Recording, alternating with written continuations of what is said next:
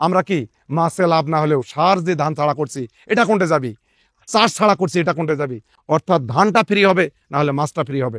তাহলে আমার ধানে লাভ হবে, না হলে মাছে না হবে। বিসমিল্লাহির রহমানির রহিম। আসসালামু আলাইকুম প্রিয় দর্শক। ধান এবং মাছ দুটা নিয়ে অনেক আনন্দ আছি।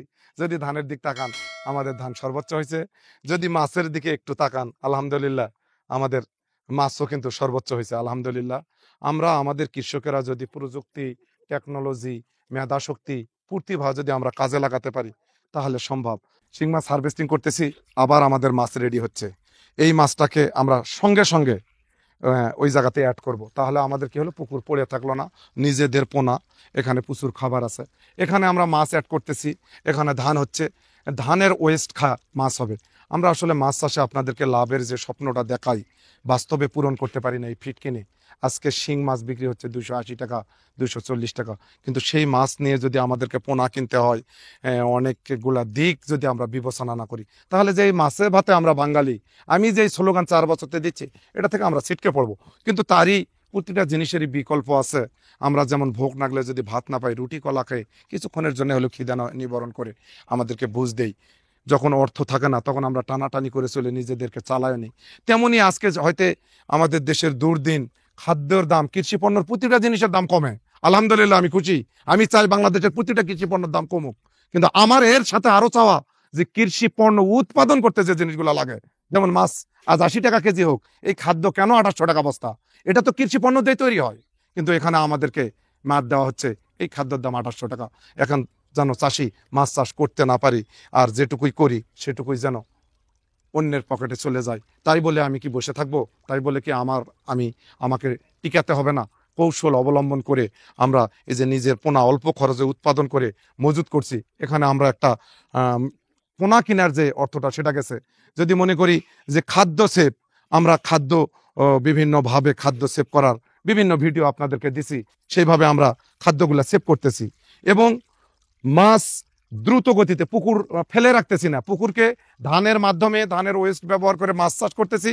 এবং এখানে মাটিটাকে শোধন করতেছে এই উদ্ভিদ। আমরা কি মাছে লাভ না হলেও সার যে ধান ছাড়া করছি এটা কোনটা যাবি, চাষ ছাড়া করছি এটা কোনটা যাবি। আমার টেকনোলজি হলো, আমার কথাগুলো বুঝেন কিনা জানি না, কিন্তু একটু বোঝার জন্য অনেকে কমেন্ট করেন, অনেক ভালো লাগে যে আমি অনেক কথা বলি। আমি এত কথা বলি একটি কারণে, যে আমার একটি ভাষাও আমি মরে যাইতে যাইতে আপনাদের মতো শিক্ষিত সমাজকে বুঝাতে চাই যে আমি ধান খেতে কেন মাছ চাষ করছি এবং মাছ কেন ধান দিয়ে করতেছি। এটা হলো একটাতে ফ্রি করতে হয়। অর্থাৎ ধানটা ফ্রি হবে, না হলে মাছটা ফ্রি হবে। তাহলে আমার ধানে লাভ হবে, না হলে মাছে না হবে। আমি যদি খালি ধানের উপর নির্ভরশীল হয়, তাহলে নির্ঘাত আমি লস করব। যদি আমি শুধু মাছের উপর নির্ভরশীল হই, তাহলে মাছে লাভ করব। কারণ এই জমিটা লিজকৃত, এখানে ইলেকট্রিসিটি বিল আছে, আমাদের লেবার পার্টের খরচ আছে, আমাদের খরচ আছে। আমরা শুধু ধানেই নয়, এটাতে আবার আমরা শুধু মাছেই থাকবো না, এটাকে আমরা মাছা সিস্টেম করে উপরে আবার জমির লিজটা হোক, আমরা সাইড দিয়ে কলা দিছি। আমরা যেভাবে হোক কলা বিক্রি করে হলেও আমি এই জমির লিজের টাকা তুলতেই হবে, আমাকে টিকতে হবে, আমাকে যুদ্ধ করে বাঁচতে হবে। যুদ্ধ করে বাঁচার নামই হলো জীবন। তাই আমি আপনাদেরকে বিভিন্ন সময় বিভিন্ন কলা কৌশল, বিভিন্ন টেকনোলজি, বিভিন্ন তথ্যগুলা দিয়ে আসলে বোঝাতে চাই যে আপনারা একটা নিয়ে থাকবেন না। শুধু যদি আপনি চাকরির উপর নির্ভরশীল হন, তাহলে খাওয়া বাঁচতে পারবেন। কিন্তু চাকরির পাশাপাশি যদি আপনার সাইড একটা কোনো বিজনেস থাকে, তাহলে আপনি সেটা দিয়ে পরবর্তীতে, আজকে আমি বক করতেছি, আজকে সারা দিন রাত দৌড়াদৌড়ি করতেছি, চিরদিন পারবো না। এই সময়ে যদি আমি কিছু না করতে পারি, তাহলে প্রজন্ম আমার দেশ, আমার পরিবার, আমরা ছিটকে পড়ে যাব, অন্যের উপর নির্ভরশীল হব। তাই আপনাদেরকে আমি অনুরোধ করতেছি, আপনারা বসে থাকবেন না।